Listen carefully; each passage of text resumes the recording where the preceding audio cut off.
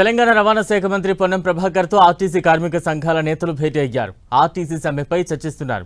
తమ డిమాండ్స్ ను మంత్రి పొన్నం ముందు ఉంచారు ఆర్టీసీ కార్మిక నేతలు. ఆర్టీసీని ప్రభుత్వంలో విలీనం ప్రక్రియ పూర్తి చేయాలని కోరుతున్నారు. ఆర్టీసీ కార్మికుల పీఆర్సీ, డీఏ బకాయిలు వెంటనే విడుదల చేయాలని డిమాండ్ చేస్తున్నారు. ఆర్టీసీ గుర్తింపు సంఘాలకు ఎన్నికలు నిర్వహించాలని విన్నవించారు. అయితే ఆర్టీసీ కార్మికుల పట్ల ప్రభుత్వం సానుకూలంగా ఉందని మంత్రి పొన్నం అన్నారు.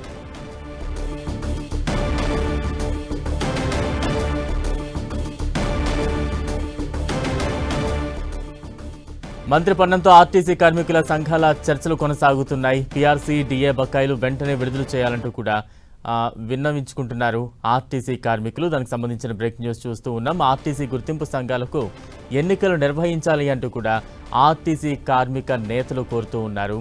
ఆర్టీసీ కార్మికుల పట్ల ప్రభుత్వం సానుకూలంగా ఉంది అంటూ కూడా మంత్రి పొన్నం చెప్పినట్టుగా మనం బ్రేక్ న్యూస్ చూస్తూ ఉన్నాం. ఆర్టీసీలో సమ్మెపై మంత్రితో కార్మిక సంఘాల నేతలు చర్చలు చేపడుతూ ఉన్నారు.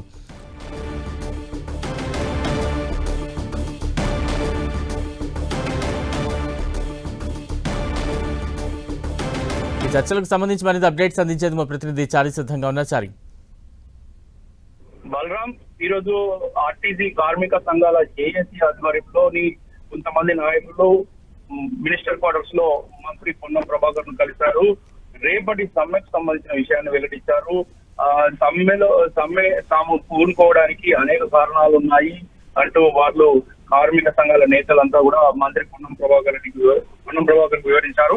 ఆర్టీసీని ప్రభుత్వంలో పూర్తి స్థాయిలో విలీనం చేయాలని డిమాండ్ చేశారు. అదేవిధంగా పీఆర్సీ, డీఏ బకాయిలను వెంటనే విడుదల చేయాలి, ఆర్టీసీకి సంబంధించిన గుర్తింపు సంఘం ఎన్నికలను నిర్వహించాలి అని చెప్పేసి కూడా వాళ్ళు డిమాండ్ చేశారు. ఈ సమస్యను ప్రభుత్వం దృష్టికి తీసుకుపోయి తగినంత త్వరగా సమస్యను పరిష్కరించాలంటూ కోరారు.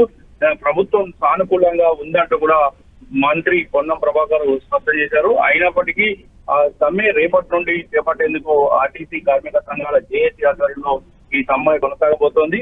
అయితే సమ్మెకు సంబంధించిన విషయంలో ఇంకా మినవేశాలు లెక్కించేది లేదు. ప్రభుత్వం స్పష్టమైన హామీ ఇస్తే తప్ప సమ్మెను విరమించేది లేదు అంటూ కూడా ఆర్టీసీ సంఘాల నాయకులు చెప్తున్న పరిస్థితి ఉంది. Right, thank you Chari.